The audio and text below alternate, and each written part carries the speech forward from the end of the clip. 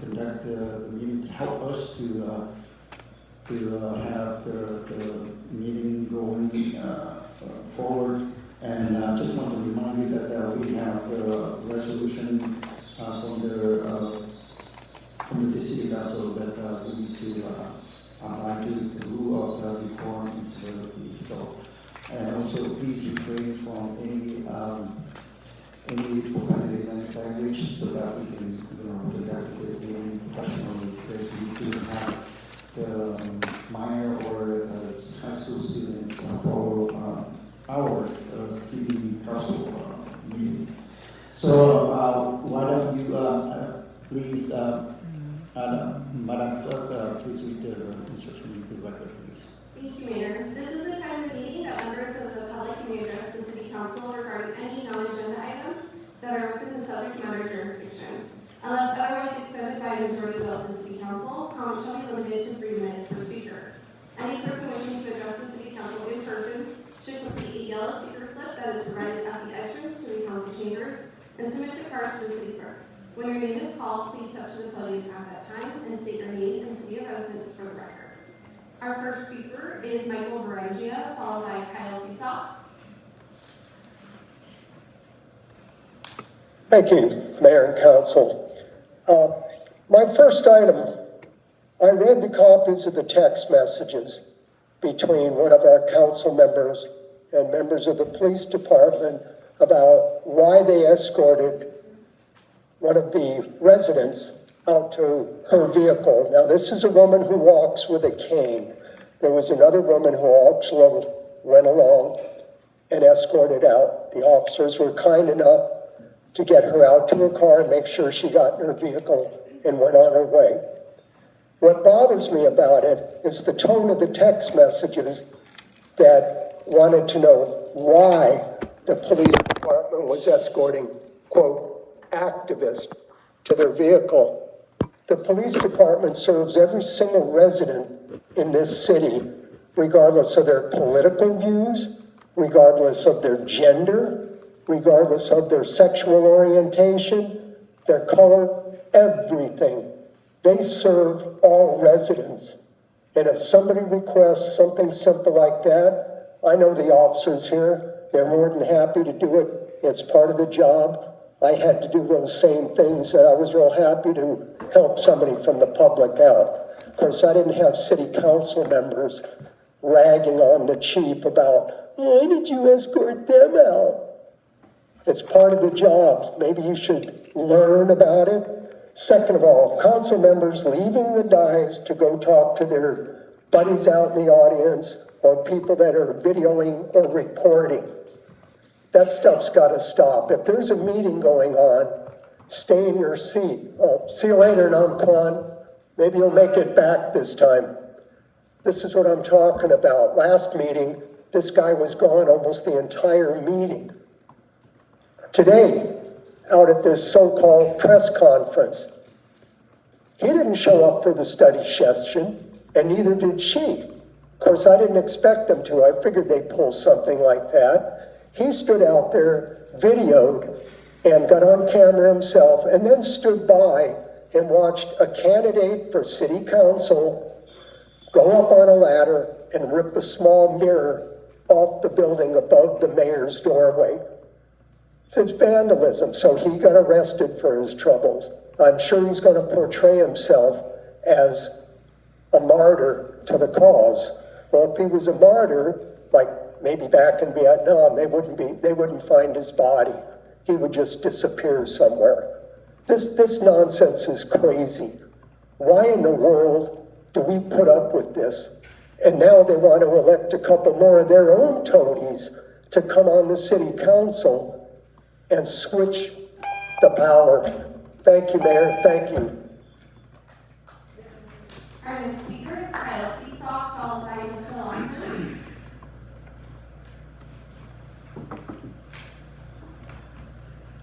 Good evening, Mayor, Vice Mayor, Council members. Kyle Seesaw, President of the Westminster Police Officers Association. I would like to speak tonight in regards to some comments I have heard about the cost of police services to the City of Westminster and outsourcing police services to save the city money.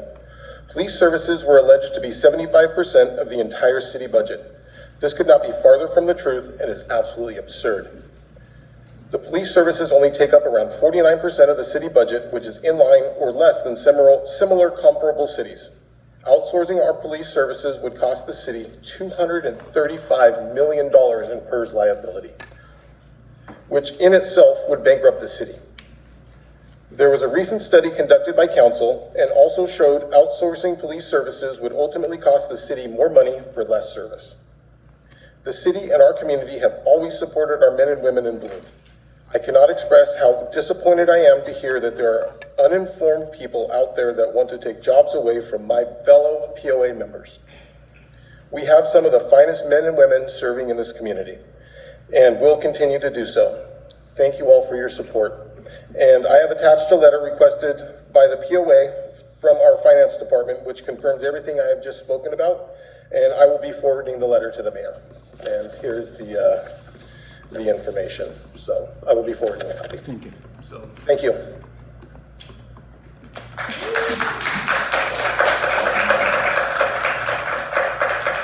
Our next speaker is Jessica Lawson, followed by Tina Tapia.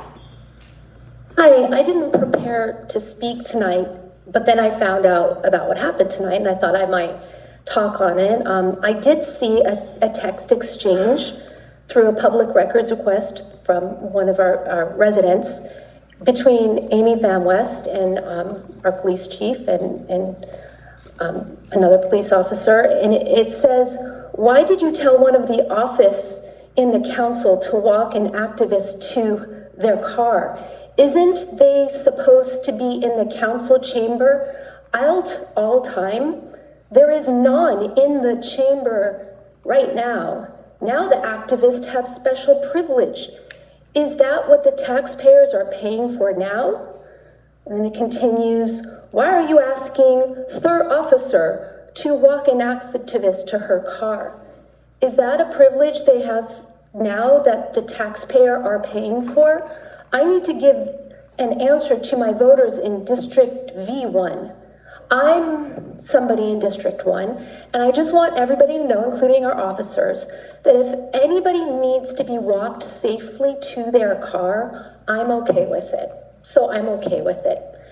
What I'm not okay with is when staff puts in a lot of work to put together a study session, they show up for this study session, that's the taxpayers' dollars paying for that, and the council members are supposed to show up, and council members are paid also to do their job, and then you don't go. That's what I have a problem with. That's all I have to say. Thank you very much. Madam Clerk, before we go on, I know that I don't know if it's fall under the rule of decorum or civility or it's under ethical, but the policy here is that if you are filming the meeting, you need to be in the back row. And I think that this applies the same for the council here. And right now I see that there's council having filming from the dais here. I wanted to ask the city attorney, is it allowable or not? Anybody can record in the council chamber. So Yes, but does it have to be at the location there or it's anywhere? If the council can do it anywhere, then why not? Public on the back. We have the rule of decorum for the public. The council's different. I guess city attorney can verify that. you can create a rule that requires that be recorded from the back. They'd have to be allowed to set up a camera in the back. I haven't had that come up before, but the general rule is that people are allowed to record. We can't prohibit recording of a meeting. Okay, so go ahead. I have a question. I mean, I don't know if it's it's not really a question, it's more of a concern.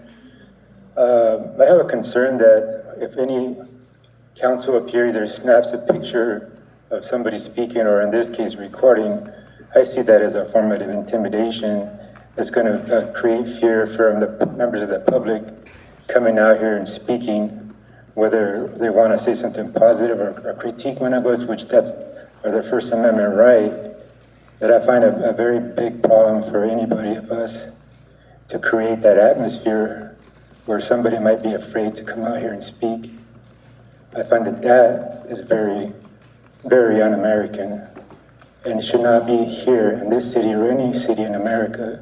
So I would please ask the council member to stop that, because I think that is creating a bad precedent here in this city to have put fear in our residents to come out here. So are you saying, so city attorney, so should we not have the media here because that might intimidate those who are here speaking about freely? Because the media is here on the back, right there. Yes. Not intimidating? I understand Councilman Menzo's standpoint, and let me follow up another question with the city attorney. I know that the policy is not there, but is it a city council discretion to vote on this for this particular meeting not to, or to allow to record it from the dais? Is that okay for the council to motion it or to vote on it? My freedom of speech, freedom. I'm gonna have to look into this one, to be honest, because we aren't allowed to prohibit the recording unless it's obstructing people. Okay, I just want to find out, so it's being fair for everyone, so with that, let's move forward. Please call the next speaker, please. The next speaker is Tina Tapia, followed by Camilla Urbi. Hauka, my name is Tina Tapia. This is from a city resident, or a city, an employee. Share my experience interacting with an elected official at my job. As a former employee, I was a special event coordinator.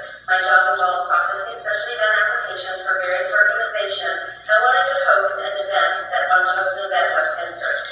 A few years ago, a former Westminster elected official asked me to attend a meeting regarding a special event request.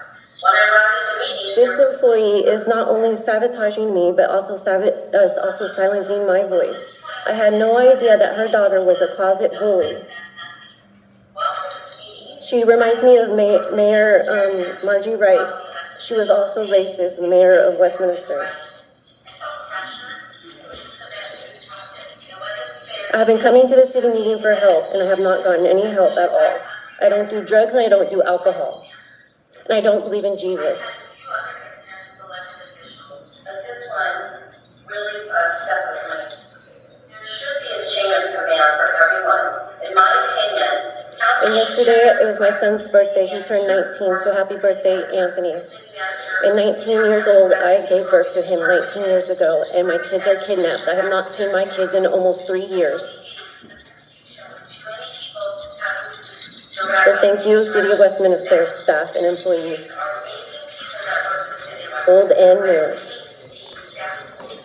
We need more parks. We need more dog parks. We don't even have a dog park. Even nighttime parks are good for children.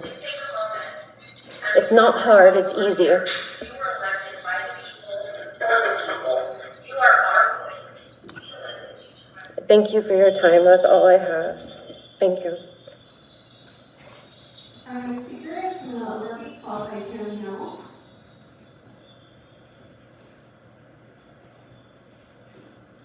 Good evening, Mayor and City Council.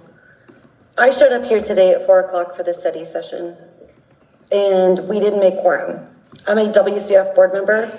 There were multiple board members here, past and present, and we wanted to discuss with you the trials and tribulations of trying to keep this foundation going, because I know personally, as a resident who is on this board, our community deserves something that serves them. But so far, we've not been able to adequately do that. And we need a revamping and a regrouping and a reorganizational structure to be able to do that. But we definitely can't do that when people call for study sessions and disrupt our lives and then fail to show up because they're too selfish. Furthermore, I don't understand why it's my job or anyone else's job that's a taxpayer in Westminster to continue to pay the salaries and the stipends for Namquan and Amy. Namquan was here, and he was standing it right out in front of City Hall. He could have been in here. He should have been in here. That's what he's paid to do. But instead, he stole money. He's actively stealing money from residents and taxpayers. How is that fair? We don't have any recourse other than to do a recall and spend more city money. So what are we supposed to do? What is the recourse? What is the sanction? What is it? Can we start docking pay when you call for something, when someone motions, and then someone seconds it, and then they fail? And Amy, could you please stop? Mayor, I feel intimidated right now, and I'm asking her to stop recording. This is intimidation from the dais. It's intimidation under color of authority, Christian donor. You know it is. I'm saying right now, I'm asking, and stop my clock.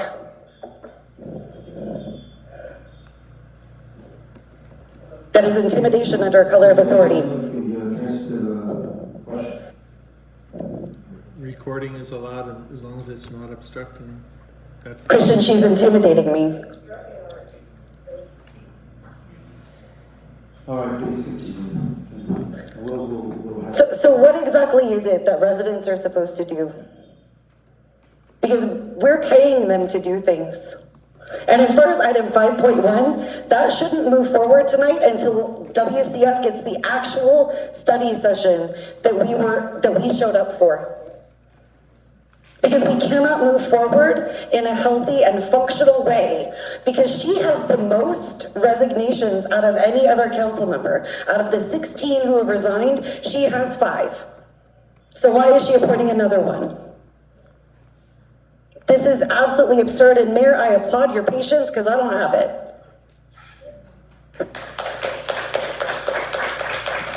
Our next speaker is Stephanie Hamill, followed by David Johnson. Make sure you get this, because you know, if you actually believed in this, this would mean something to you. Tammy Hamill, Westminster resident, District 1, with a very unfortunate representative. There's just so much to say. I wasn't really, I was planning on speaking at the end too, but here we go. One of the things she brought up last meeting was they wanted something about bribery with blah, blah, blah, whatever. Just wanted to remind people that these accusations that she throws out, there's been a saying going around that accusation is admission, because this is the same council person who, when she went to training, told us in public that she was surprised that city council members couldn't take bribes. So that tells you something about where her mindset is to be on this council. I also agree with the abhorrent treatment of staff and police, the way she talks to them in these text messages, that she feels like everything is for her benefit and the rest of us could just suck it, I guess, because we're just lowly residents, according to her. Make sure you get me, okay? As far as the intimidation factor. Like she's talking while she's taking video. All right, can you stop my time, please? Mayor, are we actually gonna do something about this bitch or what? Seriously. She said name calling was okay, so let's have at it. Yeah, I think it's very disruptive. Person to my right is talking as, I mean, this is the dais where we have to meet and deliberate, and I believe that if she's gonna be acting as a member of the press, she should be out there. You. And, you know, it's very disruptive. If that's the case, I see that a lot of complaint already, and this is under my rules as the chair of the meeting. I once again check with you to see if we can do the motion to stop it. Again, recording is allowed of the meeting, Yes, but unless it's obstructing. She already said up here, she believes decorum is different for city council members than residents. Is that true? I mean, she's clearly doing whatever the hell she wants. I guess that we cannot solve the problem right now, so we need to. We're gonna solve that problem and that one. All right, thank you. Go ahead and continue. As far as her intimidation, it's really all she has. She's got nothing substantial. She clearly is too stupid to be in that seat. You heard from the text messages, the way she speaks, the way she writes is the way she speaks.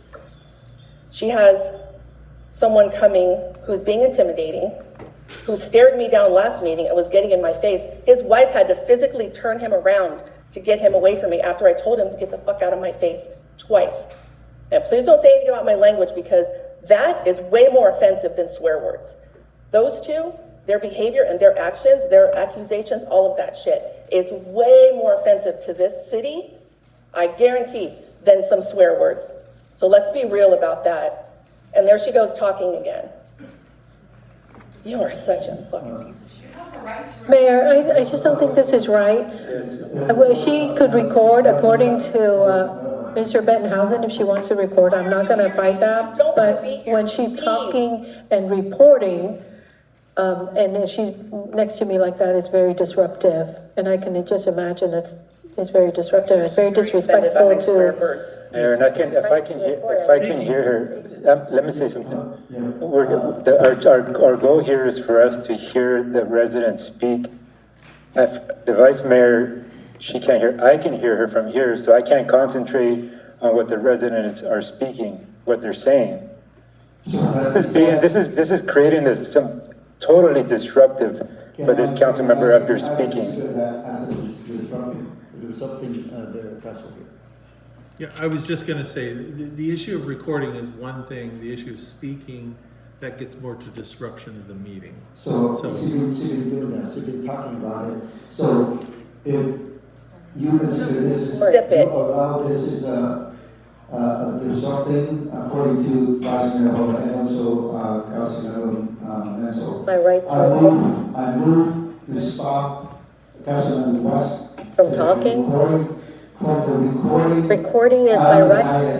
That's what the attorney said. There's no one to City attorney, right, court. My turn, it's my turn. If you want to record, like the city attorney said that you have the right, and I agree that you have the right, but you can go there and then record from there. You are not allowed to do it here because it's restricting the city council from doing their work.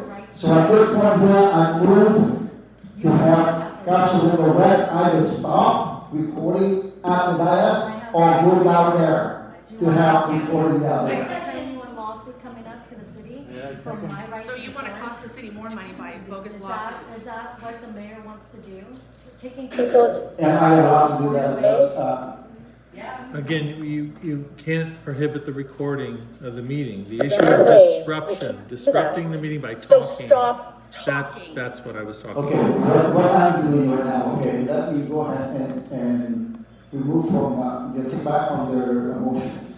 But this time here, I ask you, according to the city attorney, you can record, but please refrain from speaking. Okay, if you continue, The attorney, if you are not making a lot of noise at all. speaking at the same time, then I have to move forward with the motion. What is my rights as a councilwoman? I last time whispered to you, Mr. City Attorney, before, that they think it's distraction when that's my right to ask for advice. You have the right to record, you don't have the right to disrupt the meeting. As you usually do. And what is disruption? Well, there's an order to business. The chair is running the meeting, which he acknowledges people to speak. And if you speak out of turn, then that might be considered a disruption.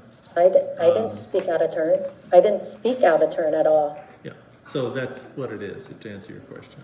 Okay, at this time, I repeat it again, if you haven't heard that from me.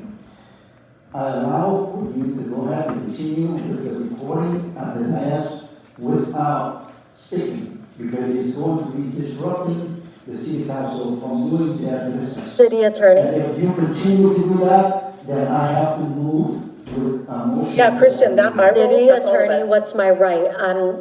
I'm recording and I'm not distracting anyone. She just said you are. Because the thing is that they Yes, think you I'm are distracting, I'm not. yes. Too dumb. She's Yes, too that's- dumb. I already said my statement twice, I already said my statement You twice cannot- already. you cannot. So let's move on with that, and we will continue with the meeting. So Amy, shh. Just like you want to do to everyone in the audience, zip it. This is my next point. Obstructing city business, theft of taxpayer money. How much money did that just cost us? Because she can't comprehend simple instructions and has to make it the Amy Clown show. That's all she's doing. He can't even bother to come back, and we do need to start docking them. When she wastes time like this, she needs to be docked too. I'm going to speak on this probably later, but I already said she thinks decorum is different for council members and residents. Christian, I'm going to bring up something you said last meeting when I asked about what's all the defamation that she just throws around up there.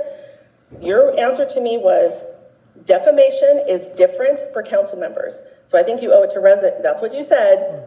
Okay, just making sure you remember. I think you owe it to us to give us the explanation. How much of your time is wasted by doing that? Our speaker is David Johnson, followed by Dallas Rand. Mayor, if I can just quickly over here. Hello. Yes, please. If I could just quickly make a note. I know there's been lately just everyone asking our city clerk to pause the clock. I just want to remind everyone, audience and council, that the city clerk takes direction from you as chair. So for continuity and consistency, we just want to make sure that she stops the clock on when you ask for it, not everybody else. That's right. So that just to clarify that. Thank you. Very much. Mayor, and just, I'm sorry, before you go, if I could explain very quickly the different Please, standards. please.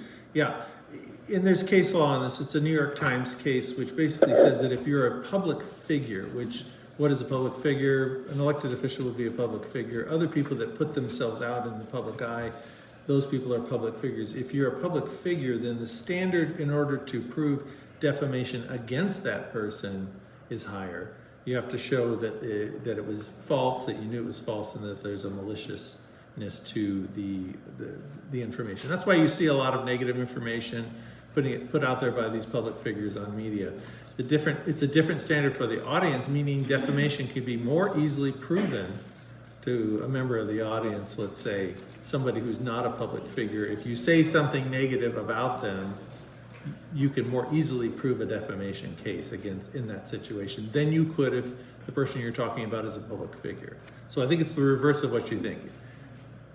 It's harder. It's easier for you to say negative things about public officials, is the point.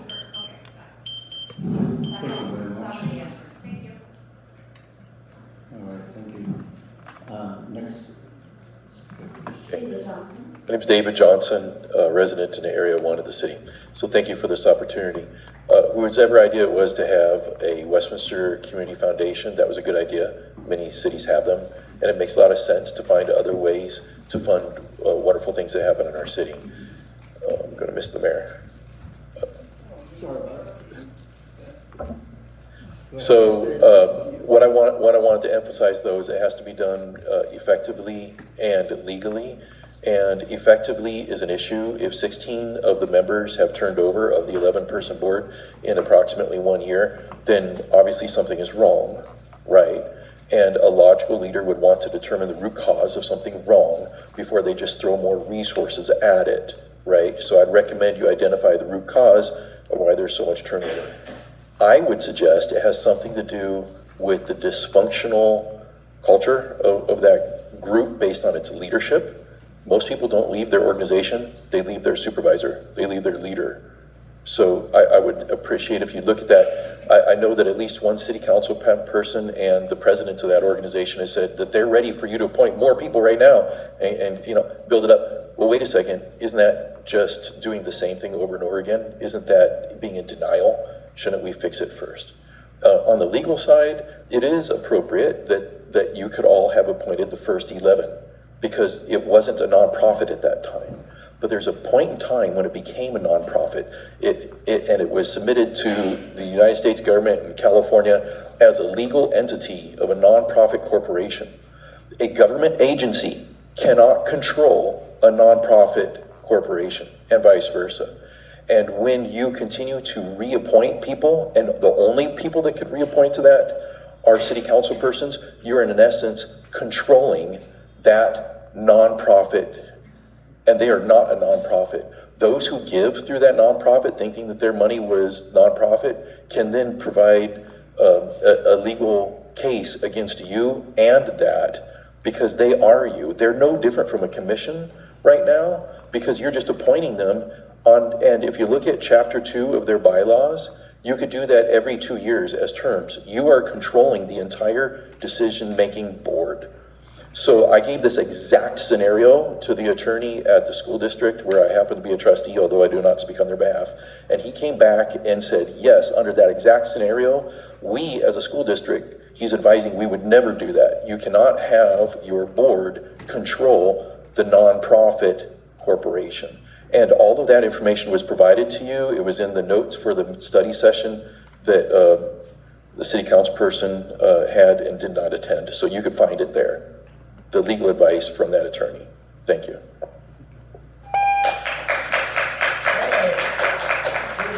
Our next speaker is Shen, followed by Kai Dong.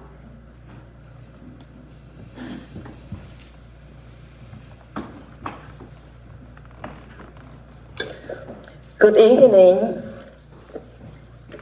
The reason I'm here because someone who is a candidate for council member for District 3 spread out the news that they will have a press conference at 4 o'clock today about the kind of mirror in front of the mayor's office. And I'm here to tell, first I already heard that the police already arrested him. So I give a big hand for the police for doing that. First of all, how he said that the mirror is to scare the evil. How can he can explain something about like that? And I know that he tried up to pull down the mirror. That is very wrong. That is a vandalization. So that person is a candidate for the council member. So I ask the audience here, should we vote for that person? Keep him out of here. Before he come in here, he already have the idea to come to rule this city. And now about council member Nam Quan Nguyen. He's a council member and he's also a YouTuber. He has his own channel and he used his channel to spread out the fake news. The fake news about the mayor, about the vice mayor, about all the council members. So they don't deserve to sit here. Also, Amy Van West, she argued with her residents. So that is it. I want to tell the audience here, just keep Menzo to his seat for the meeting and for the District 3. Find someone, not the guy who come to vandalize the city today. Thank you for listening.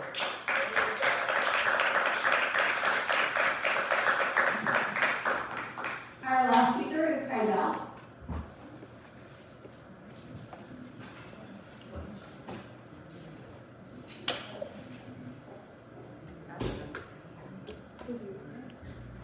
Sorry about that, I'll just take 30 seconds.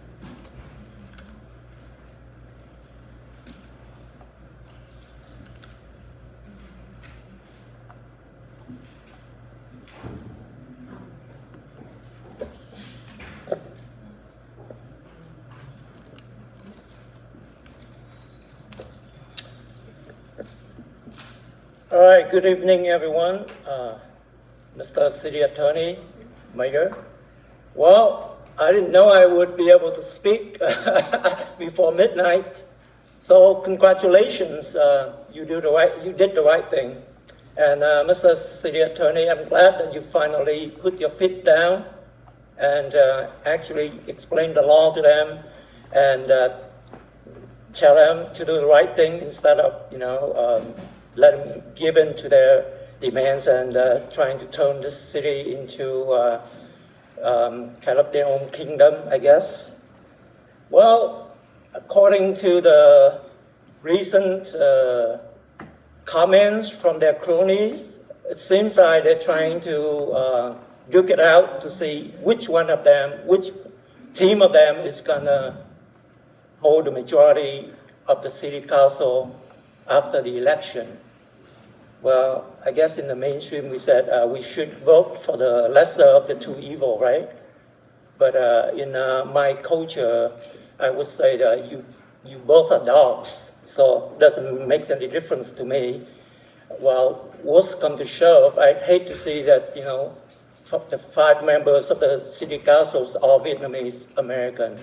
Even though I am Vietnamese American, that would be a shame I wouldn't know how to deal with.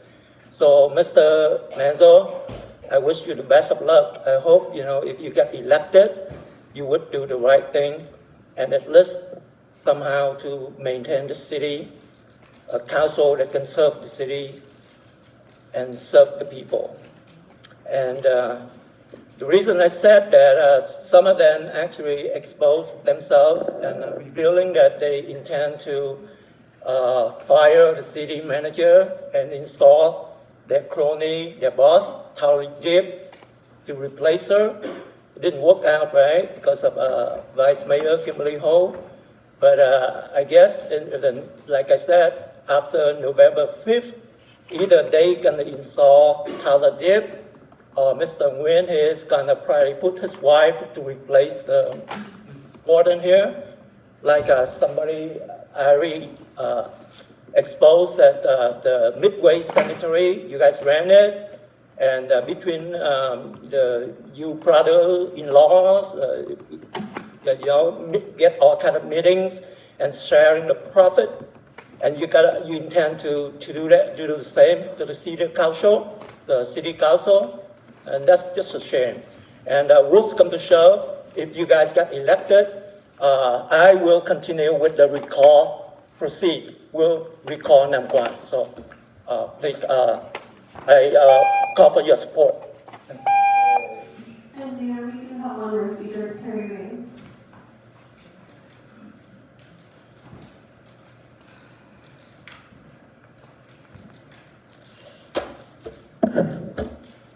Good evening, Terry Rains, Westminster. I had prepared to speak at the end on this. I don't have any prepared comments tonight at all because I was out of town on a family emergency and just got back, and I'm kind of discombobulated over that. But what I'm more upset over is that press conference outside of the mayor's office and witnessing vandalism take place by a candidate and then confronting that candidate, and Councilmember Nguyen was accomplice to that crime because he was standing right there while it was happening, probably encouraging him, it looked like from a distance. We've got to get control of these two. And I'm glad you're enjoying filming me, because filming me from the dais, talking about me from the dais, calling me out by name by the dais, filing false police reports against residents when they're sitting in their car eating dinner and alleging that they're stalking you. She's always the victim, but she is actually the instigator of all of the chaos, along with Mr. Nam Quan. He was gone. He was here for 3 hours. He was here 21 minutes of 3 hours of last meeting. That's as far as I clocked it. We do need to start docking their pay.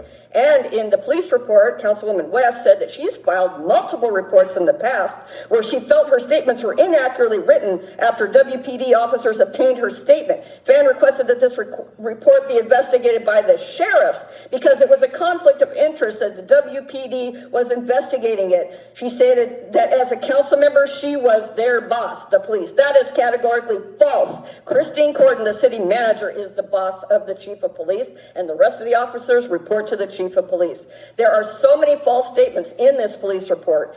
We have got to get a handle. You can't allow these council members. Nam Kwan should have been here. She should have been here for the study session. They're the ones that called the study session. I'm going to speak on the foundation, but I'll do it under agenda comments because I had a preparation, a prepared, that's the only comments I did prepare. But we've got to get a handle on this. She's talking about her rights. The First Amendment was established so that the residents, the private citizens, could address their government and with grievances and be free to do so without intimidation or fear. And yes, Christian, I'm looking at you when I say that. The First Amendment clause was an establishment clause for our rights. Your government, their government, we have higher rights for freedom of speech in this forum than they do, in my opinion. So I don't have much prepared. I did go to an event for District 1 on Saturday night, and Amy West showed up uninvited on private property and got upset when they asked her to leave. She didn't want to leave. It was a private property event for District 1 residents, and she came and created chaos like she does so well. So please, Christian and Mayor, you've got to figure this out and get a handle on these council members.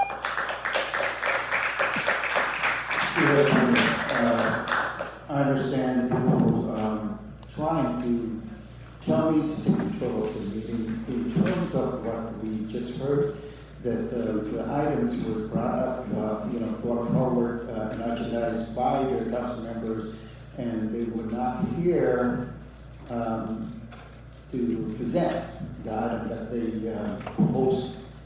What can I do, or what can we do in this case? Because I don't want to have this happen again. I show up, and also the residents show up at 4 o'clock for the study session. And I know I have I have other things to do, and say I don't want to waste my time. And so, and the council comes. So, what can we do in this case? Is there a recommendation? Without into the discussion, I just want a brief comment from you. Well, there's very little you can do there. The council has already done quite a bit to try and minimize how items are added to the agenda. But once they're added and we've agreed upon a special meeting, there has to be a quorum there to hold it. And if people don't show up, it's hard to tell ahead of time whether or not we could remind them. But we can't, force them to show up to a meeting. So, all right, so now you get the answer directly from their city attorney, not from me.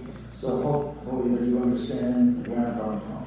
Next is I'd like to open up I'd like to close out the oral communication for the non-agendized item. So this time I would like to open up for the oral communication concerning the agenda items only. So again, would you please go ahead and read the instructions into the record? Thank you, Mayor. This is the time of the meeting that members of the public may address the City Council regarding any items on the agenda, except public hearing items. Members of the public wishing to address public hearing items shall do so at the time of the public hearing.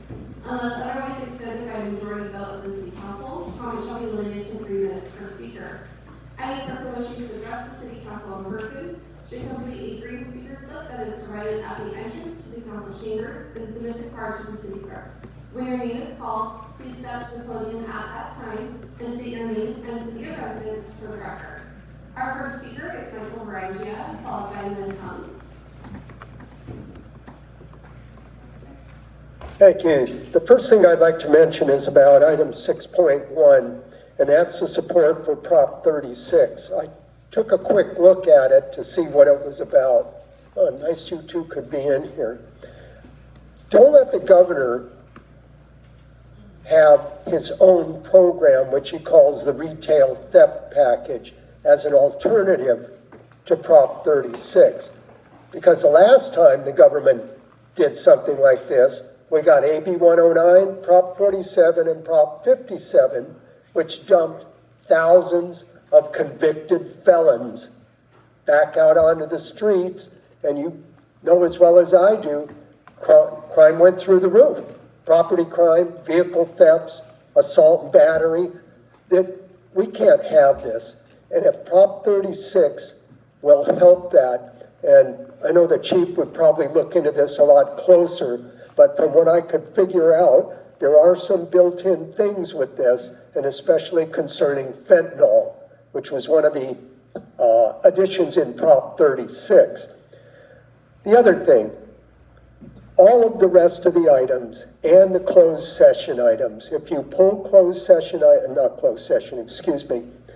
the consent calendar, if you pull consent calendar items or the presentations that are going to be tonight, please don't talk these things to death, because all of these meetings I've sat through, and unfortunately it's the same couple of members, and I guess they like to hear themselves talk, because they get talked to death. There is no reason at all for this to go on that long in discussion, and especially if it's a report that staff is giving. You sit, let them give their report. If there's a couple of questions, it's understandable, but you get your package in plenty of time to be able to figure out if you need clarification before you ever get in here. And these two, I don't know if they don't read it or they just don't understand it, because it's the same thing every single meeting. So please try not to talk that to death. And you might want to support Prop 36, because it looks like the residents of this state may be able to start turning things around from all of the bad laws and everything that dump these people back out on the street. Thank you very much. Our next speaker is Không, followed by Camilla Lurby. Oh, I was making sure.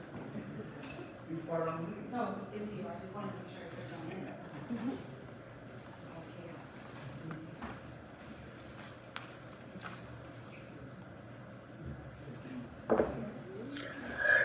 Good evening, Mayor and City Council, lawyer, we meet today, and City Manager and everybody.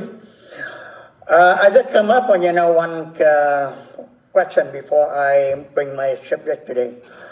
I heard about, the city, the Orange County supervision delivered for city about $1 million for homeless.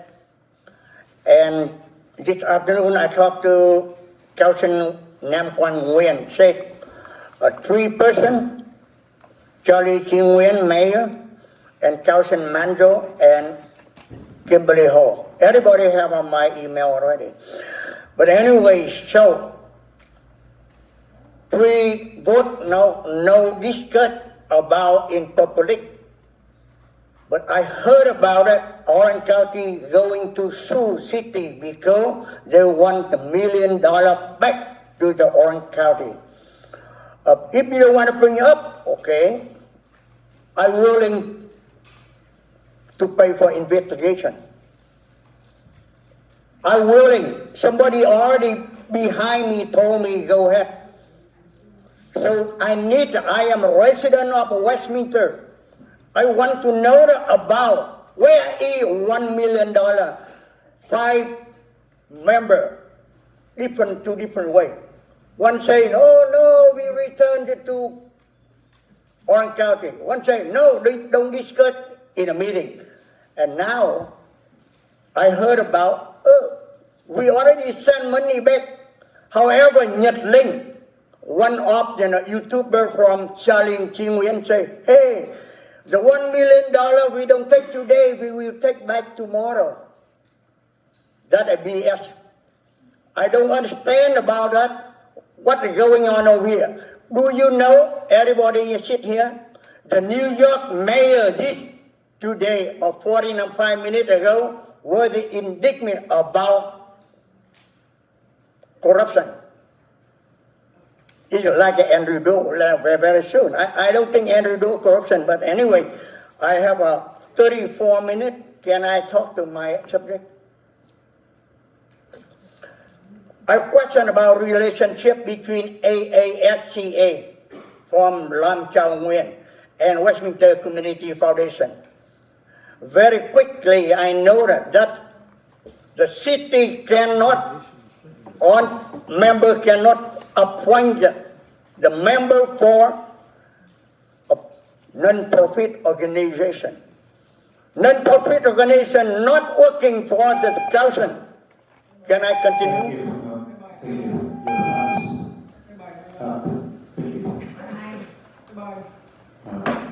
That's on everyone understand what I'm talking about. Put on a minute, please. This is seriously a lot. Thank you, Trump. This time I heard that it's not only involved me and also the council member, but also involved council member Manzo and Vice Mayor Ho. At this time, one of the question is, where is that $1 million? Can I ask the Director of Finance, would you please step without this person? I just want to know where the money is right now and how much is in that bank account or have we transferred money out? Please. Just once and for all.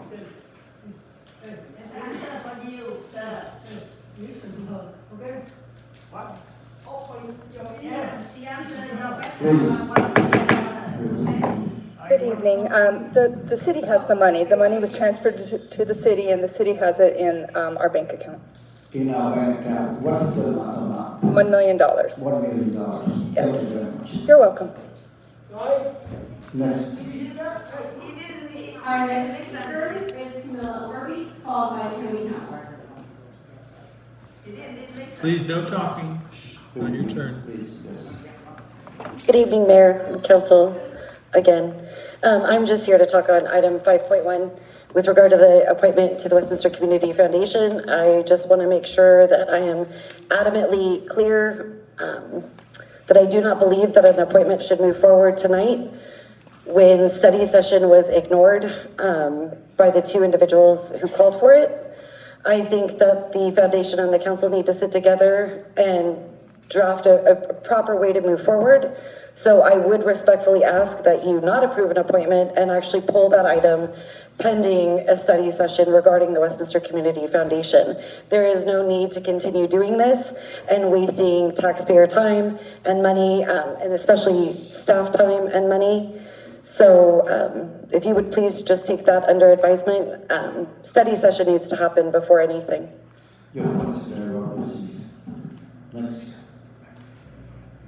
Our next speaker is Tammy Howell, followed by Kyle Thomas.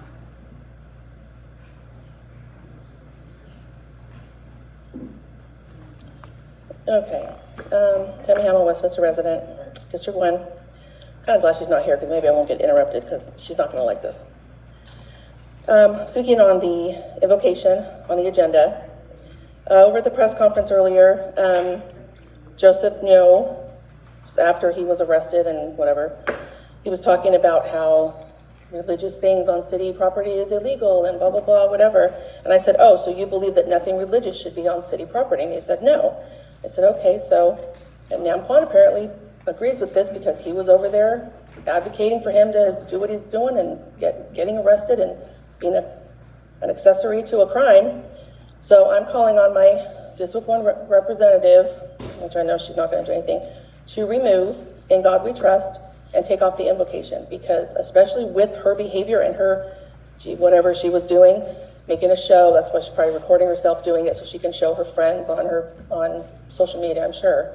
I'll probably send her an email, probably won't get an answer back, but if they really believe that what you had on your office, for whatever reason you had it on there, but they literally committed a crime to remove it, and they believe that anything, any kind of religious anything is illegal on city property, then I believe that they should agree that that should be removed and there should be no more invocation on the agenda. That's all. Our next speaker is Kai Tao, followed by David Johnson.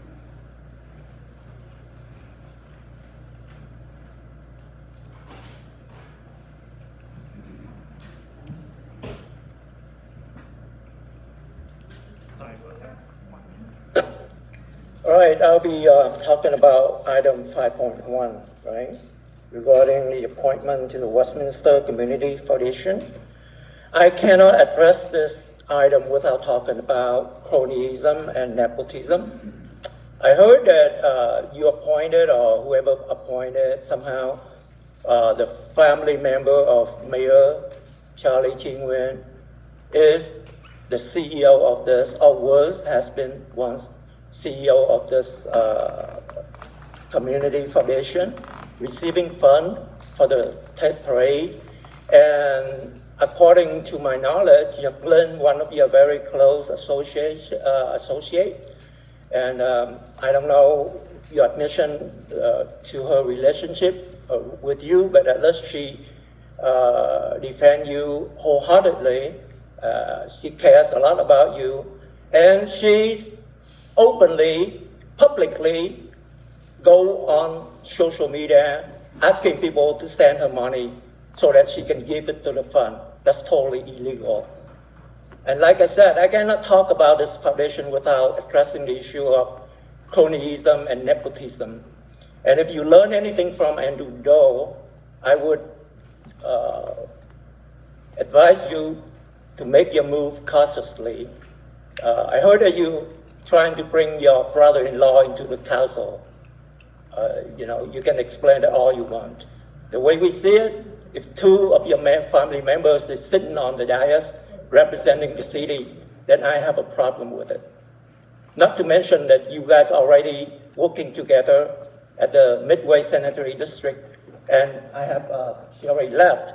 She's been accusing you up here many times, saying that you have swindle. I forgot the word, but she said that you guys come up with all kind of excuse reason to have meetings, and it costs the Midway Sanitary dozens of thousands of dollars.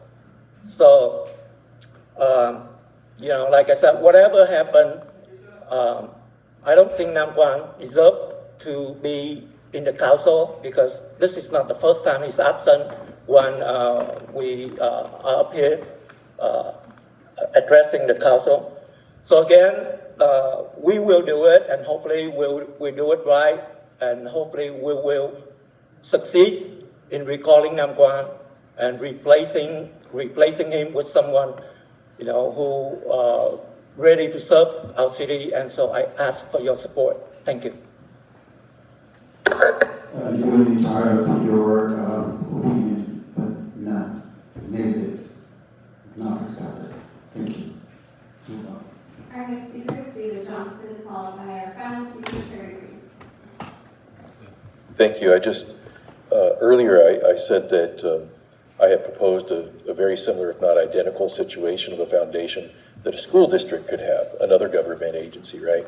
And whether it could be run that way, whether it could be adopted at the school district. And the legal counsel for that body gave us a letter explaining why that wasn't good practice. What started out as good practice of the city council appointing those members was fine until it became nonprofit. And they gave a couple conclusions. So just in case you didn't have time to read it, I'll just read these two paragraphs. I'll try to be brief. One says,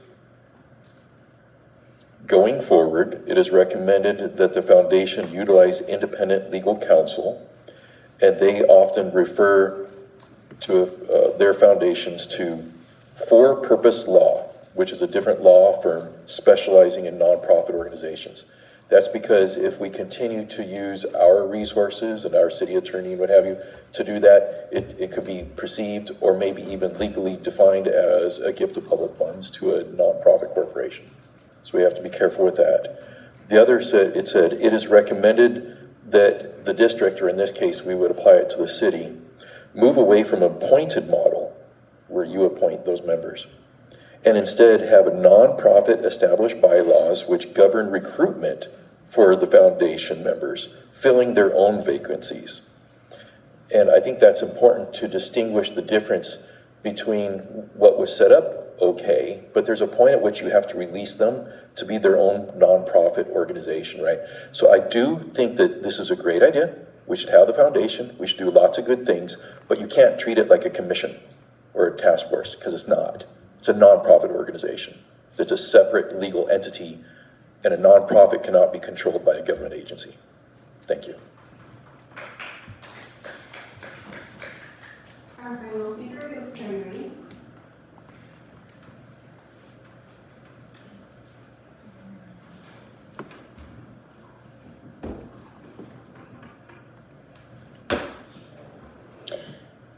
Item 5.1 is about the foundation, and since I couldn't speak about the study session because those two didn't show up, I'll speak about it now. I'm the only resident who, although never a board member, has attended multiple Westminster Community Foundation meetings. Councilmember West's statements and allegations made at the last meeting based on what her appointee, Casey Wolbert, fed her, fueled a mass exodus of board members, in addition to the two who resigned right here at the podium last meeting.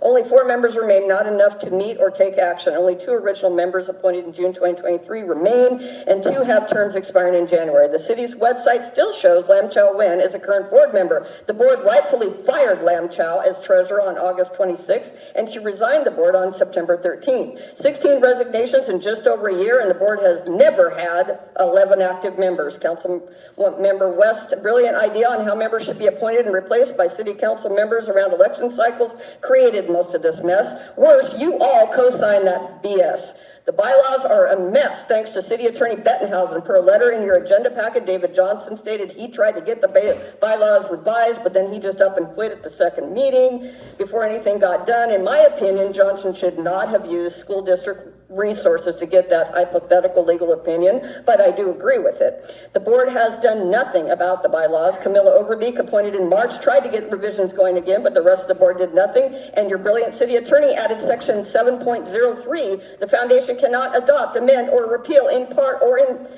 whole or in part their own bylaws or articles of incorporation without this council's approval. So much for autonomy. Errors include section 704 is referenced as 604 under 704, and section 310 references section 210, which doesn't even exist. Bottom line is the foundation is grossly out of compliance with their bylaws and state and federal law. The treasurer was rightfully fired, but now her mess has to be cleaned up to avoid penalties and worse. Without board notice or approval, she hired and paid a CPA using foundation funds to do the required filings. Apparently that CPA completed the wrong filings, even claiming the foundation owed taxes. President Lay unilaterally decided that he would fix things with that CPA, even without an informal approval of the remaining board members, and the amended filings are still wrong. I am really trying to help this foundation succeed, but the only way to fix it now is to remove this council entirely from any involvement. Let them reform with new bylaws, appoint and replace their own members, etc. Because of this mess, the city, i.e. the taxpayers, will likely be on the hook for the full cost of this next year's Tet Parade, about $200,000. This foundation was not formed to solely support the Tet Parade, but they haven't done anything else to support this committee, the city, only their favorite politicians. You need to fix this now by bowing out entirely city council. And again, the 2 people that called for the study session about the foundation, they're absent even now. It's unacceptable. We have to have change now. And your final speaker, sir. All right, thank you. By Vice Mayor Không. This is to approve the Housing Authority annual report for fiscal year 2023-2024, which also serves as a compliance document for Senate Bill 341, and authorize the transmittal of the report to California's Department of Housing and Community Development as required by state law, and authorize staff to make adjustments to the report based on completion of the annual third-party fiscal audit and resubmit as necessary. I'll go ahead and call roll. Councilman Van West. Van West, yes. Councilmember Monzo. Yes. Councilmember Wade. Yes. Vice Mayor Không. Yes. And 5-0. Next is 3.3, Treasurer's report from August 2024, and this item approved by Vice Mayor Ho. So you will recognize. Yes, I'd like to hear from Erin Bax, please. Report. The sign for files. Good evening again. This is the Treasurer's report for the month of August 24. Cash and investments at the end of August totaled $138 million for the city and $214,000 for the successor agency. The city had $76,000 of investments managed by Chandler Asset Management, and the city had $56.6 million invested in LAKE, the local agency investment fund. The city also had $2.7 million in bond funds managed by U.S. Bank. The successor agency had $130,000 invested in LAIF and 18,000 in bond funds. So I just want to know, how are we doing compared to last year? Oh, compared to last year.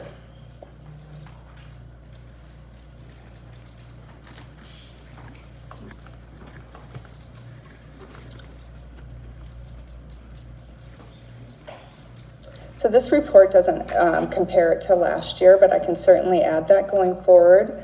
I'll also be bringing the investment policy, I believe, to the next council meeting, and I could add that to that policy at that time. Okay, thank you.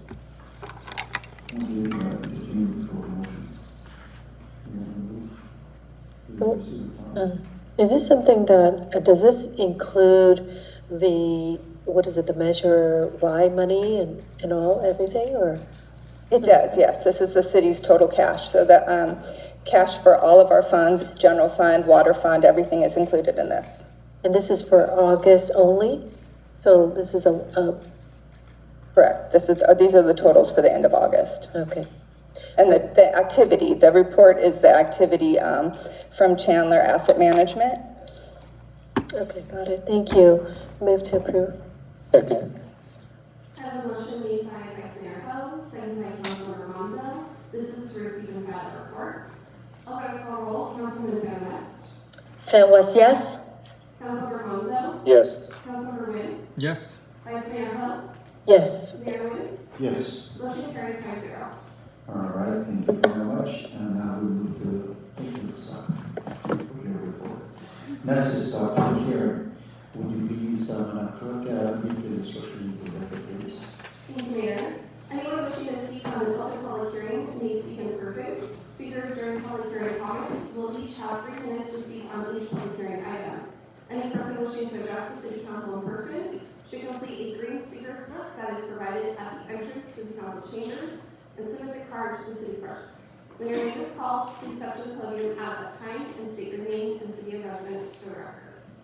So now we will discuss about 4.1, adoption of amendment number 1, substantial to the fiscal year 2024-2025 annual action plan for community development block grant, CPGE, and Home Investment Partnership Act, Home program federal funds. First, I would like to ask those please. Good evening, Mayor, City Council members. My name is Michael Sun. I am here to present Amendment Number 1 to the fiscal year 2024-2025 Annual Action Plan. This amendment of the fiscal year 2024-2025 Annual Action Plan will allocate $125,000 in home funds and an additional $25,000 from the Westminster Housing Authority to support administration of the Tenant-Based Rental Assistance Program, also known as TBRA. The program will run through June 30th, 2025, and aims to assist at-risk households in Westminster. The TBRA program's primary goal is to assist approximately 9 homeless or at-risk households. The program will also focus households with incomes at or below 50% of the area median income. By providing limited time rental assistance, such as security deposits and rent, the program aims to stabilize these households, promoting housing stability and ultimately long-term self-sufficiency.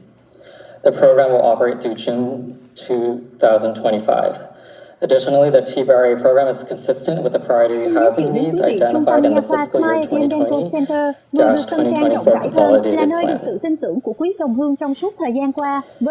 Interval House will be administering the TBRA program and providing a range of comprehensive supportive services. These include not only rental assistance, but also case management, counseling, housing relocation, financial counseling, connection to legal assistance, employment support, and educational support. All of these services work together to ensure households can achieve long-term housing stability. Interval House has experience in administering TBRA programs for other agencies, which include, but not limited to, City of Garden Grove, City of Long Beach, and County of Orange Continuum of Care. In conclusion, the approval of Amendment Number 1 will allocate the necessary funds to Interval House for administering the TBRA program.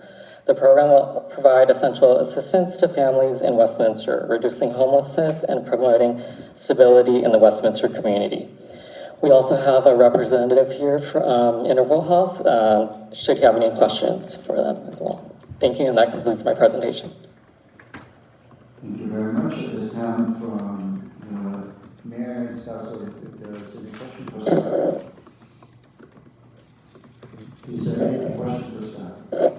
Hearing none, seeing none, so. I have a question. Okay, well,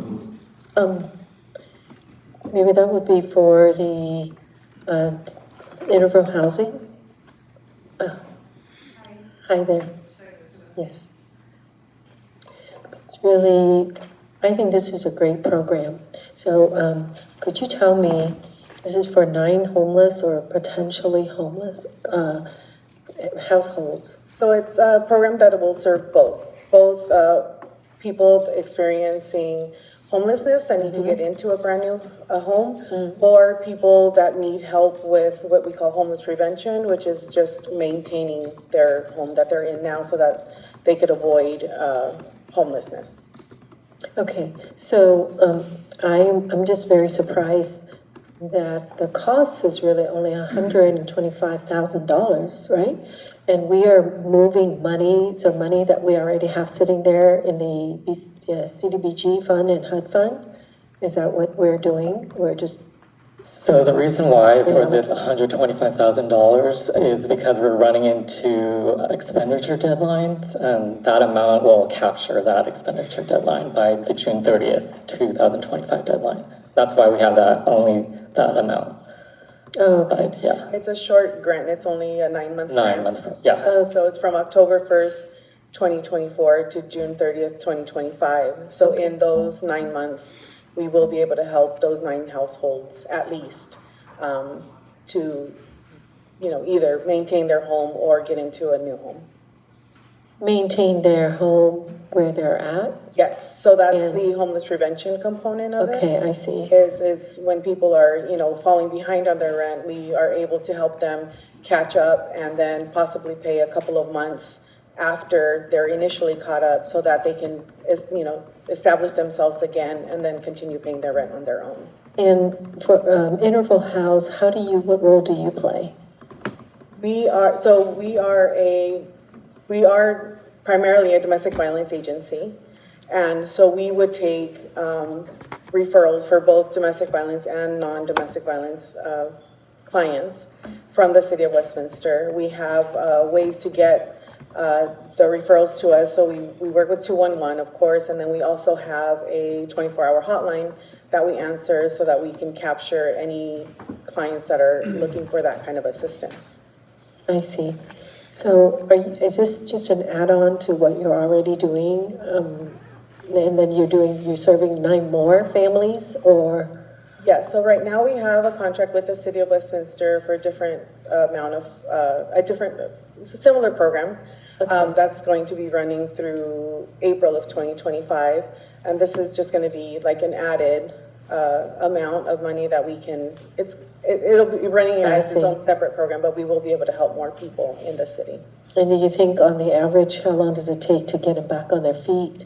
We usually project for everybody about 6 months to be able to get back on the feet. For homeless prevention, that 6 months would include, the months that they are behind on their rent. Sometimes they're a month or 2 or even 3 months behind. So we are able to catch them up and then pay a couple of months forward so that they can, establish themselves again. For rapid rehousing for people that are homeless, there for sure will need at least 6 months for the same reason, so that they have enough time to get into their new home, to establish their income and everything, and be able to successfully pay their own rent after the assistance ends. So, it's a great program. I'm just wondering, are we going to pursue this program again next year? Is this something that other cities doing this is why? It's certainly at the council's direction, we can move forward with that, and we can commit more funds in the future for the program. That's great.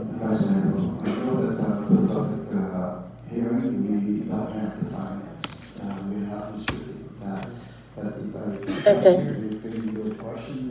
Keep it We don't have. Okay, sure. Oh, this is a public hearing? Yes. Is there any other council? Yes, I have one question. Thank you, Mayor. I just want, how is the residents, where can they find this information of where they can go get help? How is it advertised? How do we get it out in the community? Yeah, so we have a website.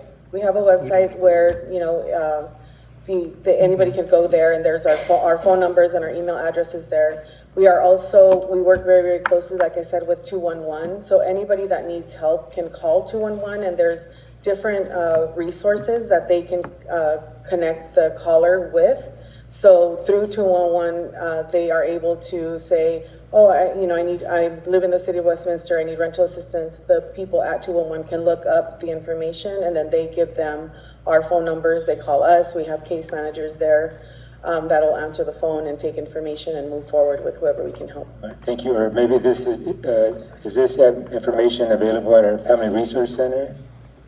Because I know that I did hear a while back ago there were some families that were in need. We do work. And didn't know where to go to get We do work with the Westminster Family Resource Center. We have a grant with them also. So we do work very closely with them, and they do know of this service that's available for Westminster residents. Okay. Thank you.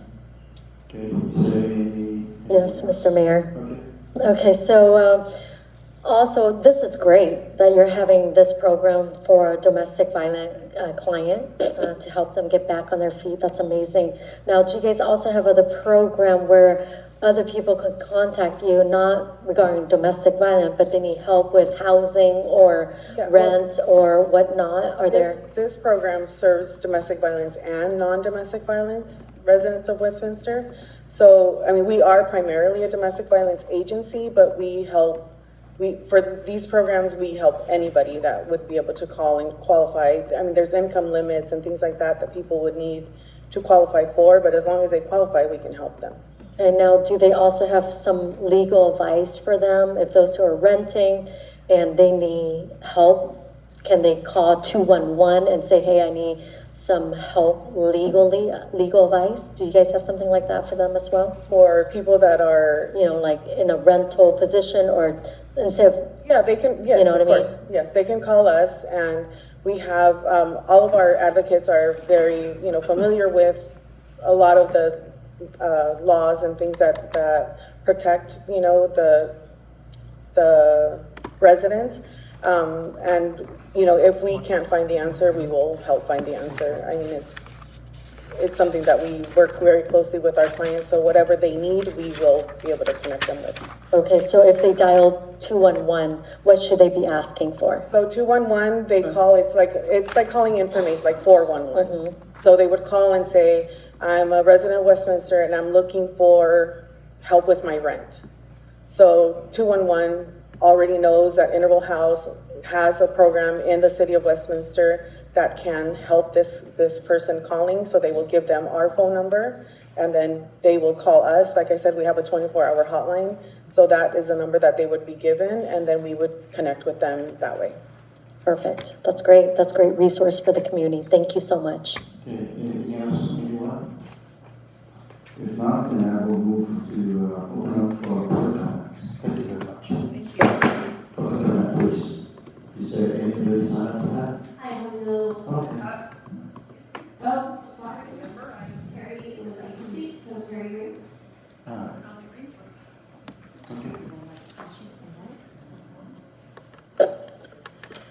Good evening.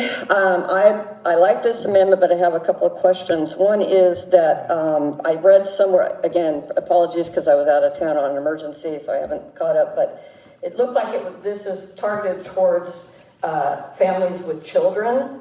What we're missing still with this funding and with this action is we deal with the people that are chronically homeless and place them, and now we're dealing with the families with children.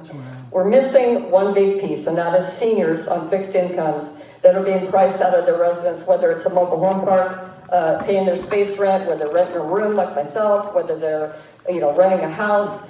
We need to prioritize all our residents and not discriminate because of your familial status.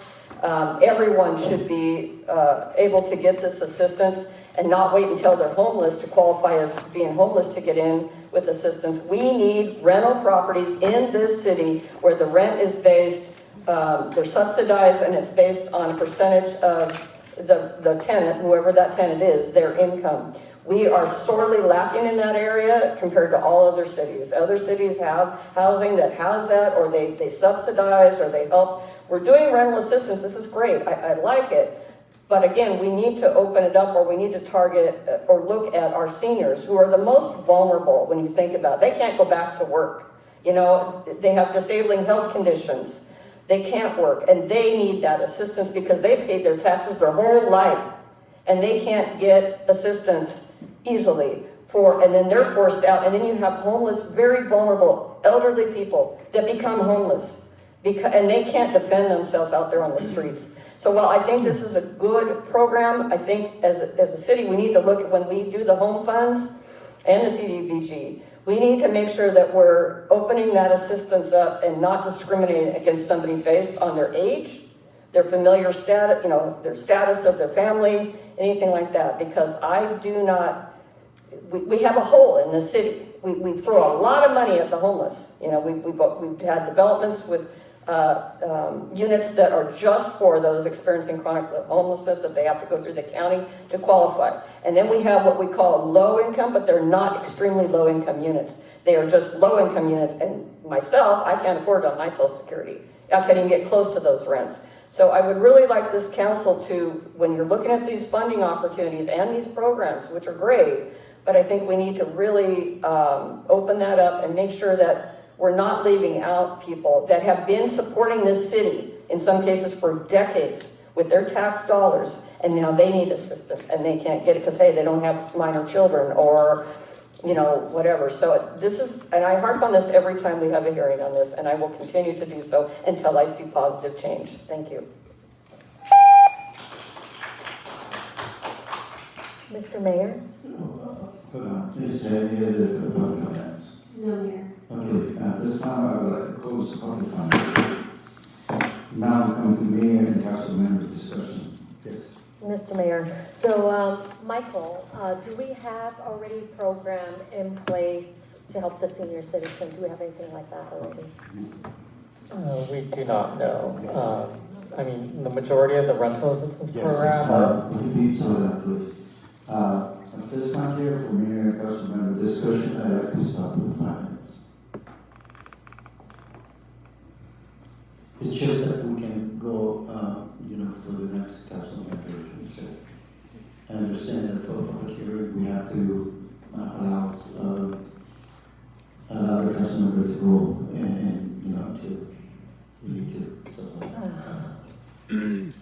Okay, thank you. City manager, let me ask a quick question regarding the 5 minutes thing. Is that an ordinance or a resolution for that? Is that the law of the land? The 5 minutes was a council policy. Okay, so it's not in a resolution or in an ordinance, is that correct? Yes. Okay, so it means it's not the law of the land. So just want to let you know, Mr. Mayor. Okay, so. We have a policy that's approved by council members, so we need to follow that. That is your policy, your majority. It's not my policy. Yes, because you want to silence the people, so it's okay. I understand. Okay, so anyways, what I was asking is, Michael, so we don't have that in the city of Westminster. I know Garden Grove has something similar to that with the housing, but we don't have it right now for the senior citizen. Is that correct?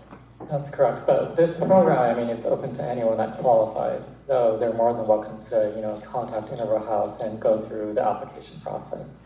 Okay, so it's not just isolated to family with kids. No, but we just identified in the staff report, I think we give preference to those because Interval House works closely with the Westminster Family Resource Center. Right, that makes sense. So I hope that resident understand that we're not biased or setting aside just only family people, but anyone can apply for it. So that's good. Also with the county, I don't know if I asked you or Christine, but the county has something similar like that for housing for residents with family and also seniors. Is that correct? If you're talking about the Section 8 program, yes, that's a countywide program, and unfortunately at this time they're not accepting applications. Okay. All right, so there you go. So I guess you answer the question, and I hope the resident hear that. Thank you so much, Michael. I appreciate that. Okay, is there any other council comment on this? Okay, if not, then we move to council action is what we take. There's a motion to approve. A second. Okay, motion and second on the floor. I have a motion made by Councilmember Monzo, seconded by Vice Mayor Ho. This is to approve the amendment number 1 substantial to the fiscal year 2024-2025 annual action plan, and authorize the city manager to submit this amendment to the United States Department of Housing and Urban Development, HUD, and approve agreement with Integral House to administer the Westminster tenant-based rental assistance program, and authorize the city manager to execute the agreement on behalf of the city. But a call roll. Councilwoman Jan West. A quick question, if later you can answer me, is that how do you vet if they've been a resident in the city of Westminster for a while, or are you more tailored to those who's been here like for a long time to give them service first, right? Is that how it is?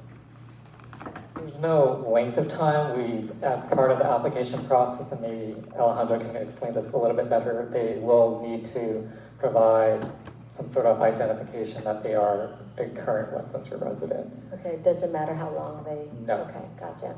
Okay, thank you. So my motion right now, FanWest, is yes, to approve this, yes. My motion is yes. Yes. Councilmember Wynn? Yes. Vice Mayor Ho? Yes. Mayor Wynn? Yes. Motion carries 5-0. Next item is 6.1. Consideration of proposed resolution in support of California Proposition 36, the Homelessness and Drug Addiction and Theft Recovery Act. For this one, is there a stop report needed, or if there's a motion, I will entertain that.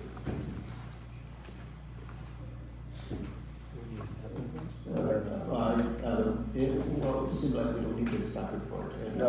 Question for that, so I'll second it. Wait, are you doing 6.1? What item? 6.1? I do have questions. Is that okay? Go ahead. Yeah, Go ahead. thank you. I guess, do I Please ask start with the Darren or findings. Chief? Darren, okay, Chief. Okay, so Proposition 36, homelessness, drug addiction, and theft recovery. I know that we have, so can you elaborate to the people a little bit on this resolution that was voted on in the state senate, is that correct? And the assembly floor, and it's approved, is that correct? I believe it's a proposition going to the voters. Okay, so it's approved by the legislature to put it to the people to vote this November. No, I don't know if that's entirely correct. I don't know the back end of this. I don't know who put it on the ballot. It might not necessarily be the legislature. Can we get the name of the person? Okay. Who I think city attorney, would you know that, or city manager? So who actually agendized this item? PD and staff. PD? Let me pull up for you. Just want to make sure I get the name of the group that actually put this on. There we go.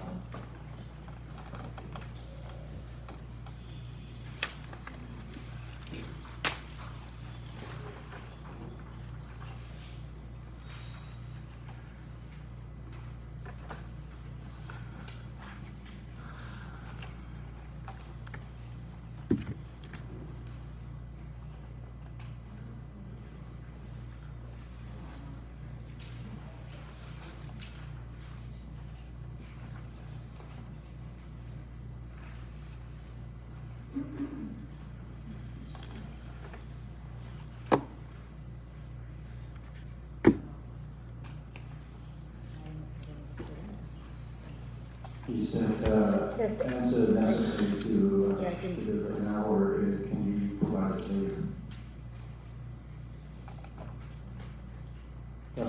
Yes, so Proposition 47, I know that's what the law enforcement is pushing to modify, right? in the state legislature. But the thing is that Proposition 36, it's a little similar but different in a way.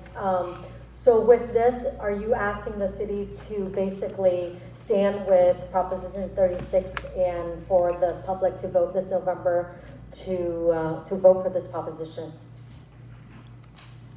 Mr. City Attorney, am I able to advocate for a proposition in this form? Well, we don't want to, I mean, the council can, as a body, can express their affirmation for this. This is essentially, Cal Cities has voted to support Proposition 36, and so they've asked other cities to pass resolutions also adopting it. That's essentially, but as far as you, I think we just explain what it is. That's really our role from a staff standpoint. So I can't answer that directly because I'm in uniform representing the police department. But I can tell you that the California Chiefs Association has endorsed this, as well as many other chief police organizations throughout the state. I can't advocate for it when I'm representing the city. Can you give us 3 points of what this proposition so the public can hear it, just briefly? Yes, I can. So basically, it overturns many of the problem areas that we found in law enforcement over the last decade from Prop 47. So in large, it adjusts some of the, and this is many points of dysfunctional Prop 47 key points. This will overturn those. And what are those key points in the old Proposition 47? Dealing with theft and dealing with amount of time and punishment to include making it a felony again if you're arrested a certain amount of times for theft. So a lot of what you're seeing on the television, for example, or in the media with repeat offenders, they'll get arrested, they'll go out, they'll commit the same theft, they get arrested, within hours they're out, they commit a theft again, a lot of retail theft and smash and grabs. Prior to Prop 47, 3, and it was considered a felony, so then they wouldn't be able to get out and continue to commit that crime. With Prop 36, they can no longer do that. Bring it back to 3. It also lowers the amount. Right now, it's $950. It lowers it to, it has to be over that amount to be a felony. This lowers it to, I believe, I'm going off of memory here, I think it lowers it to $400. So those are some of the key points. Person was time's up, and if I move to the next person, if there's anything from the council person. Thank you, Chief. Anything else? Well, okay, I have something here to say, but that's okay. I can move forward with that. So, we have a motion and a second on the floor, so go ahead and go for it. For what? For second one? For second one. Okay, I have a question though, for the chief and the attorney. So I just wonder if police department have the right to advocate for such legislature. I believe that he just answered that. He said he cannot advocate on behalf of the police department or city process. He said that? Yes, while I'm in uniform representing the city, I cannot. Okay. So why we have it here? I didn't put it on, but I would say that this is something that there are police organizations, Cal Chiefs and Cal Sheriffs and others that do advocate on these things. And in this case, we have the Cal Cities board that voted to support this and determined it was appropriate. So it's being presented to you, and they encourage other cities to do the same, the councils to do the same. So that's pretty much for you for the council then to consider, do you want to adopt a resolution that's in support of this or not? Mr. City Attorney, many other city councils have supported this. Yes. And it is supported, I believe, in the League of Cities, California League of Cities. Yes. So may I say something, Nampa? I believe. Hold on. It's his turn, go I ahead. believe Christine has something to say, right? Okay. No? Okay. So, Okay, so. You have anything to follow up on? I don't, okay, how about City Attorney? You have something to say? No, nothing additional. Okay. so I'm on the Public Safety Committee. I am waiting for him to finish. Okay, I have no further question. Thank you, Chief. So now it's going Yeah, I'm on the Public Safety Committee with League of California Cities, and the reason why I asked is just to have the chief say it and to show what the people, what the crime, the Proposition 47 before, what it has caused for our law enforcement, the frustration for them to do their job, as law enforcement. And now we have a new proposition, which we fought for and advocate for in the Public Safety Committee that I'm on, for Proposition 36, to make sure it's stricter and that they can do their job. And those who are third offender, they basically, now it's a misdemeanor. So they can book them basically before they have to release them. And then plus the state of California have to zero bail, so they can go out. So with this, it's a little harsher judgment in a way for the criminals, and it's good for public safety for the city of Westminster. So I thank you, Chief, for putting this on. It's very important, and other council members that I'm on this board have approved and support this as well and advocate for this in our law enforcement, our DAs, up and down the state of California, as well as the sheriff. So I ask for the city and the resident to vote for this Proposition 36 in November. Thank you. It's time for the council discussion. So this time here, we have a motion on the floor, so we'll send it in. Call. Thank you, Mayor. I have a motion by Mayor Wing, second by Councilmember Monzo. This is to support Proposition 36 and adopt resolution entitled, a resolution of the Mayor and City Council of the City of Westminster, California, in support of Proposition 36, the Homelessness, Drug Addiction, and Death Reduction Act. I'll go to call roll. Councilwoman Van West. Van West, yes. Councilmember Monzo. Yes. Councilmember Wing. Yes. Vice Mayor Ho. Yes. Mayor Wing. Yes. 5-0, motion carried. Thank you very much. As I'm looking at the clock, we can participate for the day that we have 13 hours meeting. Hopefully we can end it before the 9 o'clock meeting. 9 o'clock. So at this time here, there is a comments and requests on the agenda items for the city council and agency members, including 81, 2, 3, 4, report when required. Let me start out with council member Wynn. Okay.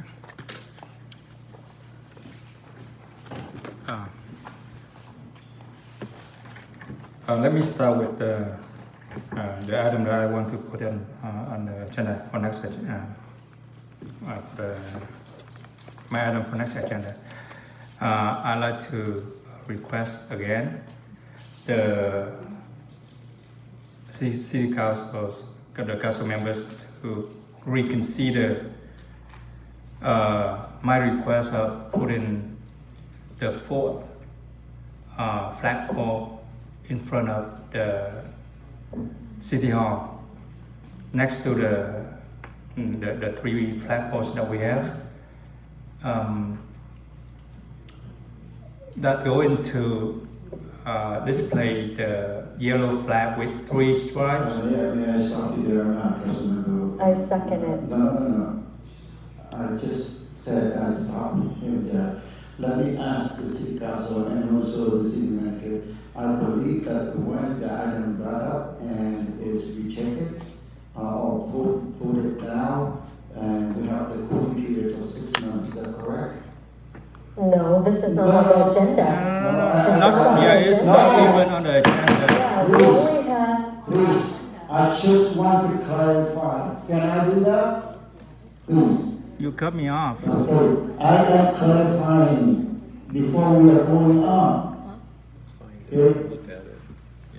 So please, You know what? It didn't get a chance for us to discuss. Because that's the reason why I need to clarify it.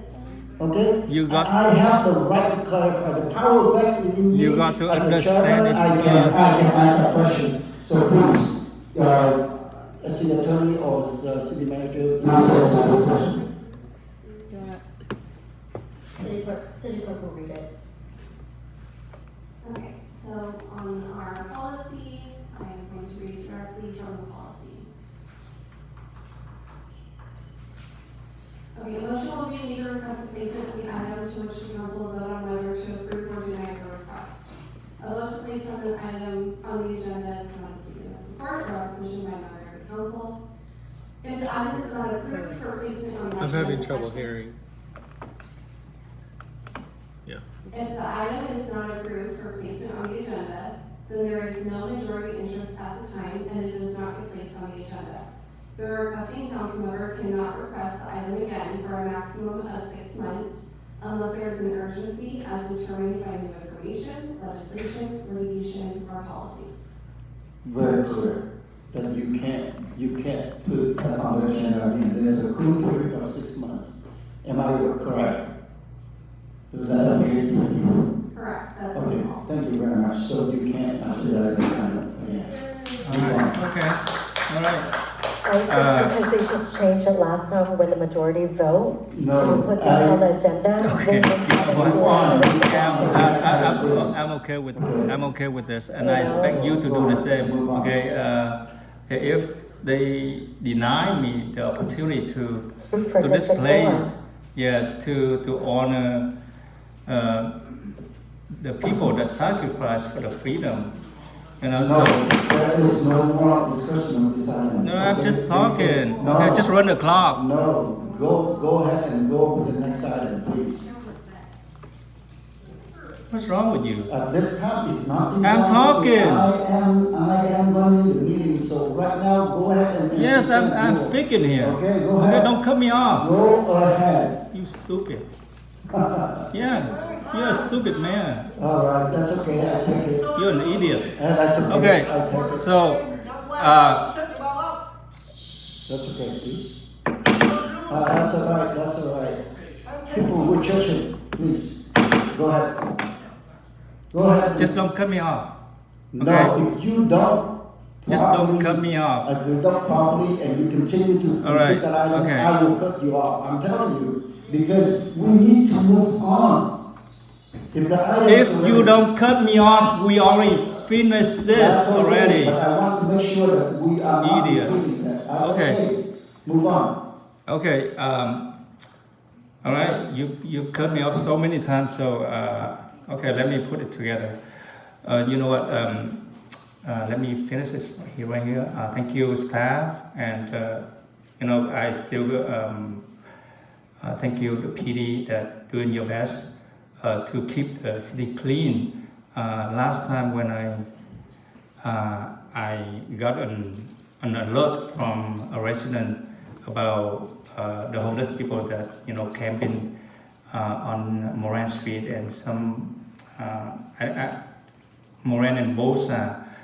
I think that's the closest intersection. And then I sent Chief Derek a text that asking him to resolve the issue. And then, you know, just 15 minutes after that, I get a reply from the chief saying that, you know, everything is clean, and thank you for that. Keep up the good work. Okay, that's it. Thank you. See that? That's okay, that's okay, thank you. Yeah. All right. You don't have to thank me. Council, please. Thank you, Mayor. Thank you, Council, for this really nice and short meeting. Thank you for the agenda. It's long overdue. I want to make sure that everybody comes out to our fall festival and has a good time starting tomorrow. I want to thank our city staff for all the hard work that they put into this event. It's really well noted and recognized by the community, and how every year it keeps getting bigger and better and better. So thank you very much for your commitment and your hard work for our city. That's all I got for today. Thank you, Mayor. Thank you very much. Next is Vice Mayor, please.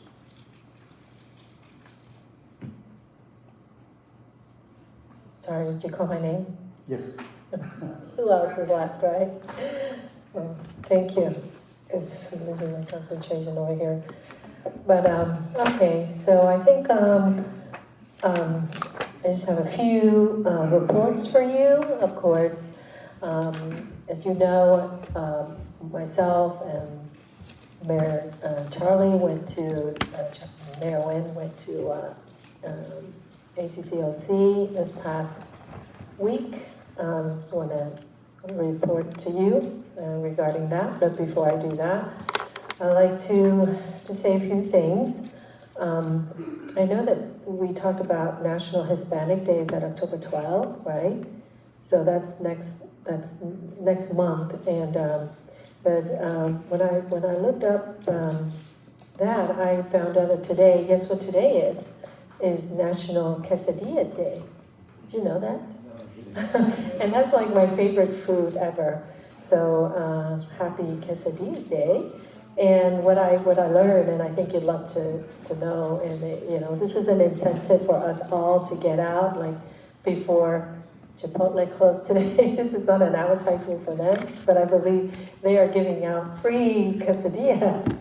Yeah, so I think we've got a few hours, at least an hour and a half. So, all right, so I'll move along just so you can go and get your free quesadilla. I know that we've got the Fall Festival, and that is so exciting. It's going to be 3 days full of fun, and I believe that is a guarantee because I looked at, you look at the parking lot right in front of City Hall and look at, they're getting ready, and so I think if it's a good time for us to invite our friends. I already started inviting some people, some shut-ins, they just haven't been out much, and some family, they're not family, my family, but I'm helping them, and so I encourage that they get out. So I think if you know of anybody who, might enjoy, and I think everybody would, young and old. So I will definitely be there, and I believe our council is gonna be on stage Saturday at noon, but I intend to go all 3 days, so see you there. All right, so for my report from ACCOC, that's Associated of Cities in Orange County. So I'm going to save some for the mayor, right? You're going to report too, right? So I'll just do my little highlights. So on, as you know, Travel Day was Monday, September 16th. And so we got there in time for our get-together in the evening. On Tuesday, we had a very full Tuesday and Wednesdays. So I'm going to start with Tuesday. The highlight for Tuesday, we visited the U.S. Chamber of Commerce, and we were debriefed. And so basically, I just want to tell you a little bit about the U.S. Chamber of Commerce and what they do. The U.S. Chamber of Commerce wants to be, and they are a big champion for small business, and I love that tagline. By advocating and fighting for small businesses and help them achieve their goals. They oppose policies that would hurt the bottom line, and they always highlighting the impact of small businesses on the economy, educating lawmakers about their biggest threats and challenges. They are the small businesses with big voice in Washington. So I'm really, as a business person, I'm very thankful for that they actually are representing, small businesses in DC. Connecting entrepreneurs and federal officials, and that's what they do. They connect entrepreneurs with federal officials and advocating for policies that help businesses grow rather than hold them back. Policymakers, business leaders, and top officials meet with the chamber every year to discuss issues and champion pro-business priorities. They help shape policies that benefit all Americans. They care about many different topics that touch the business communities throughout the U.S., such as, and I love this, AI. They have published reports like Empowering Small Business, the impact of technology on U.S. small business, and conclude that 1 in 4 small businesses have adopted AI, citing improved performance in marketing and communications.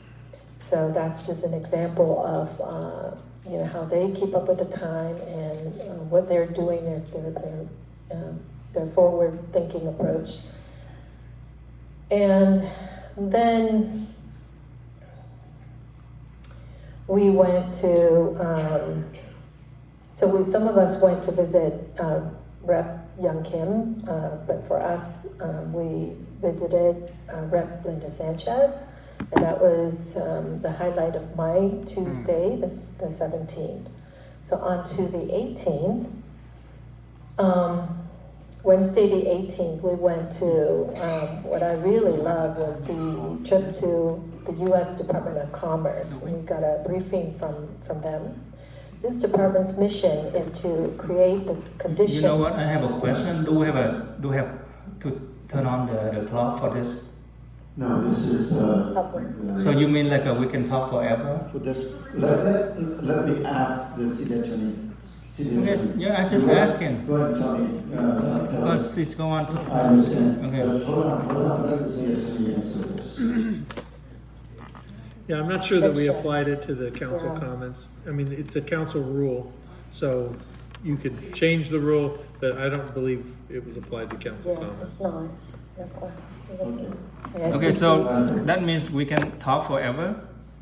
I'm reporting. This is reporting. Okay, so if that's the way it is, okay, I just want to know. But no, let me be clear though. Okay, all right, okay. Let me be clear though. This portion of the meeting is supposed to be brief comments from a council member related to their activities and to update the community on what they've been doing. She's been telling a story of her life.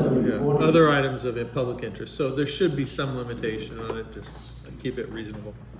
Yeah, for real, I'm not going to sit here and then, listen to your life story, your love story, no? Did you listen? This is my trip to ACCOC. Make it quick. Excuse me. All right, so where was I? Okay, so the U.S. Department of Commerce briefing. This department's mission is to create the conditions for economic growth and opportunity for our communities. And they spur the growth of jobs across the country, especially after COVID. This department is very important as it serves the voice of business in the federal government. To my surprise, it also fosters innovation and invention to give the U.S. comparative advantage, and therefore not very surprising that its goal is to improve America's competitiveness in the global economy. Our main rep is Will Marshall, and this is a part that I think it's important for us to understand and try to get some of that money that the Department of Commerce, shall I say, give out, $400 million a year. So our main rep is Will Marshall, and he's one of our main contacts. And he should be in touch with, we should be in touch with him to look for funds on rolling programs. Both Jet Hayes and Will Marshall could help. So I'd like to just, pass that along to our lobbyists if they don't already know that. Because what I was told is that they usually have 2 times the applications as they can fund. So it is quite competitive. And then a lot of times, I think 2 times is not that many, because if you think about the whole United States, all the cities combined, I'm not sure how, maybe for our area, but 400,000 is a lot, but it's not. So first come, first serve. And so if they find the idea, if they as the Department of Commerce find the idea to be a good project and one that could bring more jobs, they will likely choose to fund it. And so their fiscal year really starts October 1st through September 1st. As you know, we're at the end, and so we're starting a new fiscal year. And so that fund is going to be available again. And so the website, and we could pass that on, Christine, is EDA.gov. Okay, so I'd keep an eye on that just to see if we can get our hands on some of that $400 million would be great. So I believe that if we have, like a lot of us representatives from our cities, if you remember, Mayor, is that we talked about, I think Anaheim talked about tourism, and we also talked about tourism, so did City of Huntington Beach. So we figured, you know, if we do something together, we're more likely to get some of that money, more likely. So, and then after that, we stopped for a visit with Rep. Michelle Steele. So I just want to tell you the highlights of my trips, and those are the two places that we went to that I felt left the most impression on me. Thank you. Anything else? No. Okay. All right. Councilmember West. Thank you, Mr. Mayor. I just wanted to report on my committee, vector control. So the West Nile virus in California, the finding is human infection, 51 in California, 6 deaths. Positive mosquito sample, they took 1,654. Positive dead birds, 427. And we have the map here if you guys need it. I can send this over to you guys later. Anyone who needs it can message me at the City Hall email. So the West Nile virus in OC is that human infection, we found 1. Positive mosquito sample, 37. Positive dead bird, 1. So that's kind of good for Orange County. Now, we also have flea-borne typhus. Human cases, we found 9. Positive flea samples, 114. That is, I'm going to leave it to you guys to see why we as a growing world, like we're not a third world country, why do we get this flea virus in Orange County? So that's for you guys to decide and think about. Now, I also wanted to report, if it's okay, I talked to the vector attorney, and he said that my term, that the board here cannot kick me out of the committee until my term is up. And that is the the California General, because he talked about it. Okay. Let me ask She's not in a closed session. Yeah, it's not I a, wasn't in closed session. She can talk about she's allowed to, as a like a member of the public would, talk about the subject. Yes, thank you, Mr. Mayor. Thank you, City Attorney.